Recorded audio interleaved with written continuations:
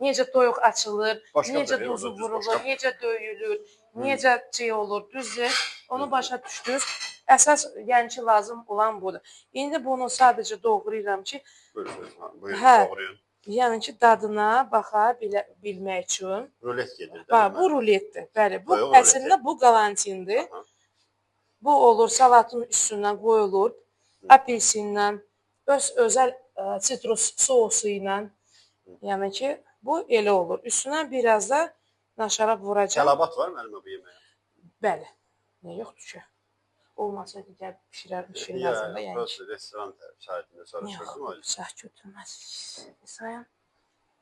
Mişarlı bıçaq görmüşəm. Bıçaq rahat olacaq mı?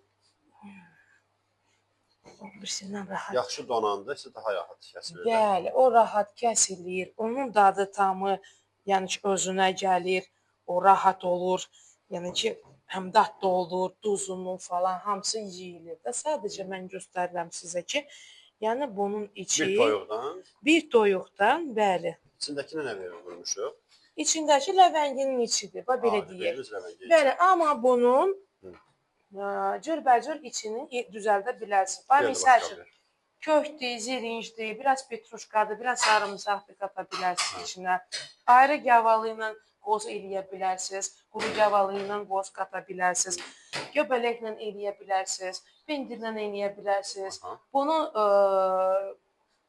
spanaqla eləyə bilərsiniz. Yəni ki, cürbəcür bunun öz fantaziyamıza, bəli, öz fantaziyamıza görə, öz ağzınızın dadına görə. Neçədir mənim aşpaz kimi işləyirəm? Mən aşpaz kimi çox işləyirəm, yəni ki. Yox, peşəkarlığınıza sözüm yoxdur. Çox razı qaldım sizdən, komanda olaraq. 32 ildir mən işləyirəm. Hə, bu. Hansı mətbəxdən çox? Türk mətbəxtində işləmişəm, İtalyanlarda işləmişəm, fransız mətbəxtində işləmişəm, yerli milli mətbəxtdə də işləmişəm, yəni ki.